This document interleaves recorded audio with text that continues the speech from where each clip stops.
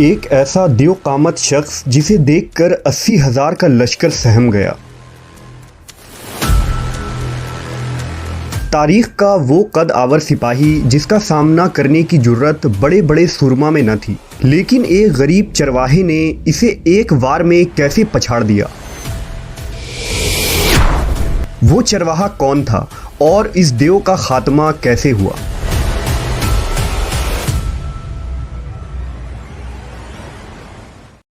قدیم صحیفوں، روایتوں اور تاریخ میں ایسے انسانوں کا ذکر ملتا ہے جو پہاڑوں جیسی بلند قد و قامت رکھتے تھے، جنہیں ہم آج جائنٹس کہتے ہیں، جن میں قوم عاد، اوج بن انق، جبارین اور نیفیلیم جیسے نام مشہور ہیں۔ یہ دیو دراصل کوئی الگ مخلوق نہیں بلکہ انسانوں کی طرح خد و خال اور بناوٹ کے مالک تھے۔ بعض لوگوں نے لکھا ہے کہ یہ دیو ہیکل لوگ دراصل کسی مافوق الفطری مخلوق اور انسان کے باہمی تعلقات سے پیدا ہوئے تھے۔ انہی جائنٹس میں ایک نام جالوت کا بھی ملتا ہے، جس کا ذکر قرآن مجید میں تفصیل سے موجود ہے، جبکہ بائبل میں اسے گولیت کے نام سے پکارا گیا ہے۔ جالوت کے متعلق جاننے سے قبل ہمیں یہ جاننا ہوگا کہ بنی اسرائیل کے حالات حضرت موسیٰ علیہ السلام کے بعد کیسے تھے۔ بنی اسرائیل کا نظام یوں چلتا تھا کہ ہمیشہ ان لوگوں میں ایک بادشاہ ہوتا تھا جو ملک کے نظام کو چلاتا، اور ایک نبی ہوتا جو نظام شریعت اور دینی امور کی ہدایت و رہنمائی کیا کرتے تھے۔ اور دستور یوں چلتا تھا کہ بادشاہی یہودا ابن یعقوب کے خاندان میں رہتی تھی اور نبوت لادی بن یعقوب کے خاندان میں ہوتی تھی۔ لیکن ایک زمانہ ایسا آیا کہ بنی اسرائیل میں کوئی بادشاہ نہیں تھا۔ اس وقت ان میں حضرت شموئیل علیہ السلام نبوت کے عہدے پر فائز تھے۔ اس وقت بنی اسرائیل کے پڑوس میں ایک بربر قوم آباد تھی جسے کنانی یا عمالقہ کہتے تھے۔ انہوں نے بنی اسرائیل کے علاقوں پر لوٹ مار اور حملے کرنا شروع کر دیے۔ یہ بربر قوم فلسطین اور مصر کے ساحلی علاقوں میں آباد تھے۔ ان کا ایک سردار تھا جس کا نام جالوت تھا۔ جالوت نے بنی اسرائیل سے زمینیں چھین کر ان کو مغلوب کر دیا تھا، ان کے بڑے بڑے سرداروں اور صالحین کو قید کر دیا اور بنی اسرائیل سے خراج وصول کیا کرتا تھا۔ قوم عمالقہ نے تابوت سکینہ بھی بنی اسرائیل سے چھین لیا، جو یہودیوں کے لیے ایک بابرکت صندوق تھی۔ تابوت سکینہ کے جانے کے بعد ان کی حالت بد سے بدتر ہو گئی اور دشمن ان پر حاوی ہو گئے۔ لہٰذا بنی اسرائیل نے حضرت شموئیل علیہ السلام سے درخواست کی کہ آپ کسی آدمی کو ہمارا بادشاہ مقرر کر دیجیے۔ آپ علیہ السلام نے حکم خداوندی کے مطابق طالوت کو بادشاہ بنا دیا، جو بنی اسرائیل میں سب سے زیادہ طاقتور اور عالم تھے، لیکن بہت ہی غریب و مفلس تھے۔ چمڑا پکا کر اور بکریوں کو چرا کر زندگی بسر کیا کرتے تھے۔ اس پر بنی اسرائیل کو اعتراض ہوا کہ طالوت شاہی خاندان سے نہیں ہے، لہٰذا یہ کیسے ہمارا بادشاہ ہو سکتا ہے؟ اس سے زیادہ بادشاہت کے حقدار تو ہم لوگ ہیں، کیونکہ ہم لوگ شاہی خاندان سے تعلق رکھتے ہیں۔ بنی اسرائیل کے ان تنازعات کا جواب دیتے ہوئے حضرت شموئیل نے فرمایا، اللہ تعالیٰ نے اسے تم پر چن لیا ہے اور اسے علم اور جسم میں کشادگی عطا کی ہے، اور اللہ اپنا ملک جسے چاہے دے، اور اللہ وسعت والا علم والا ہے۔ اس کی بادشاہی کی نشانی یہ ہے کہ تمہارے پاس تابوت سکینہ آ جائے، جس میں تمہارے رب کی طرف سے دلوں کا چین ہے۔ لہٰذا طالوت کے بادشاہ بننے کے بعد فرشتے اللہ کے حکم سے اس تابوت کو بنی اسرائیل کے پاس لے آئے، جس سے لوگوں کو ان کی بادشاہت اور نبی کی سچائی کا یقین ہو گیا۔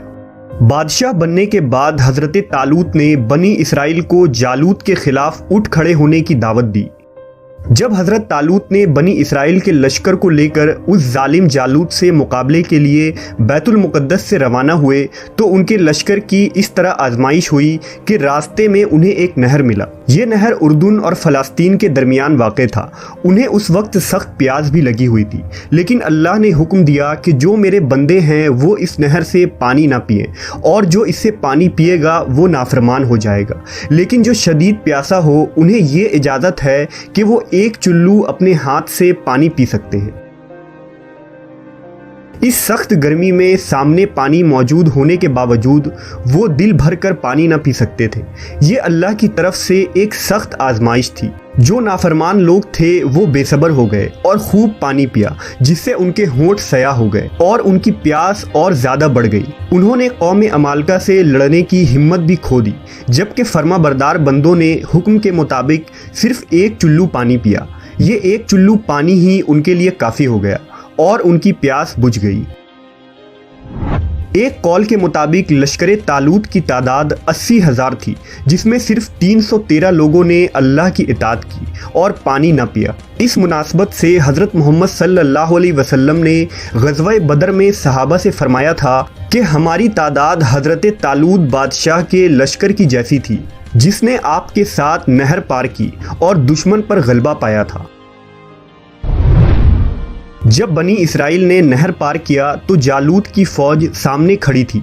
बनी इसराइल ने ईला की वादी में खैमा गाड़ दिया और वहां जमा हो गए। दोनों फ़ौजें आमने सामने खड़े हो गए। थोड़ी देर में उनका सरदार जालूत, जो निहायत ही कद आवर और ताकतवर शख्स था, वो मैदान में उतरा। जालूत एक पहलवान था। इसका कद 6 हाथ और 1 बालिश था। वो पीतल का जर्रा पहनता था जिसका वजन 5000 मिस्काल था।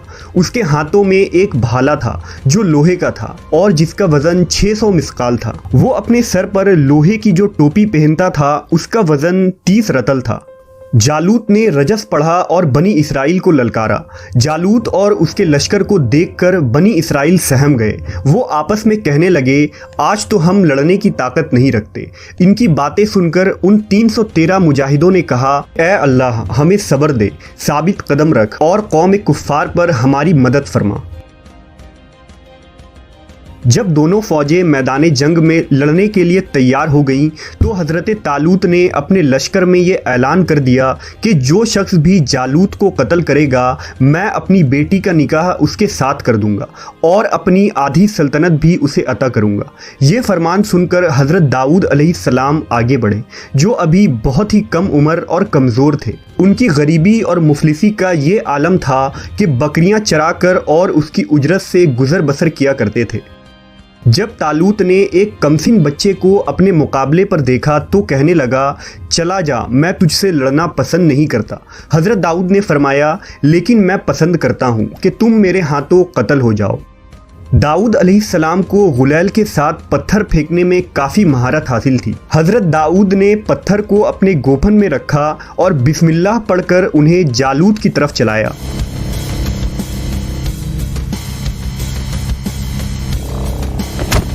पत्थर तेज रफ्तारी से जालूत के नाक और खोपड़ी के दरमियान लगी और उसके भेजे को पास पास करके पीछे से निकल गया। जालूत उसी वक्त ज़मीन पर गिर पड़ा और उसका काम तमाम हो गया। इस पर हज़रत तालूत और बनी इसराइल निहायत ही खुश हुए। जालूत के कत्ल हो जाने से इसका लश्कर भाग निकला और हज़रत तालूत को फतह मुबीन हुई। अपने ऐलान के मुताबिक हज़रत तालूत ने हज़रत दाऊद के साथ अपनी बेटी का निकाह कर दिया और अपनी आधी सल्तनत का उन्हें बादशाह बना दिया। फिर पूरे 40 साल बाद जब हज़रत तालूत का इंतकाल हुआ तो हज़रत दाऊद अलैहिस्सलाम पूरी सल्तनत के बादशाह बन गए। हज़रत शमूएल अलैहिस्सलाम के इंतकाल के बाद अल्लाह ने आपको नबूवत के ओहदे पर फायज कर दिया। हज़रत दाऊद बनी इसराइल के पहले शख्सियत थे जिन्हें बादशाहत और नबूवत दोनों अता की गई थी। हमने देखा कि हज़रत दाऊद के पास न तलवार थी, न ढाल और न भाला, सिर्फ एक गुलैल था जिसे आपने उस देव हैकल जालूत को एक पत्थर से मार गिराया। हज़रत दाऊद और जालूत के इस वाक़े में हमारे लिए सबसे बड़ा पैगाम यह है कि अगर हमारा भरोसा और तवक्कल अल्लाह पर हो तो हम किसी भी मुश्किल से सामना कर सकते हैं। हमें भी हज़रत दाऊद की तरह मुश्किलात और आजमाइशों से घबराने की ज़रूरत नहीं, बल्कि उनका डट कर सामना करना है, क्योंकि जब अल्लाह हमारे साथ हो तो वो हमें हर तरह की लड़ाई लड़ने की ताकत व क़ुव्वत अता कर देता है। शर्त बस ये है कि हम अल्लाह के फर्माबरदार रहें।